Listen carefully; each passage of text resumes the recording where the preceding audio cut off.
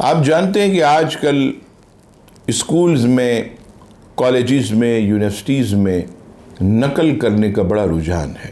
بعض دفعہ پیسے لے کر اساتذہ کرام بھی نقل کی اجازت دیتے ہیں۔ بعض مقامات پر اساتذہ کچھ نرم ہوتے ہیں تو وہ اجازت دیتے ہیں۔ ہمارے طلباء کرام بھی کیا کرتے ہیں کہ پھرے بنا کر، نہ جانے چھوٹی چھوٹی پرچیاں بنا کر وہ بھی نقل کرتے تو کسی نے پوچھا کہ یہ امتحان میں نقل کرنا جائز ہے؟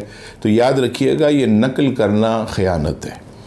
چاہے دنیاوی امتحانات ہوں یا دینی امتحانات، دنیاوی امتحانات میں نقل یہ بھی ناجائز ہے، خیانت ہے، اور دینی امتحانات میں بھی، درس نظامی کے پیپر ہوں یا دیگر جو ہے آپ کسی بھی مدرسے کے پیپر دے رہے ہو، اس میں بھی نقل کرنا یہ خیانت ہے۔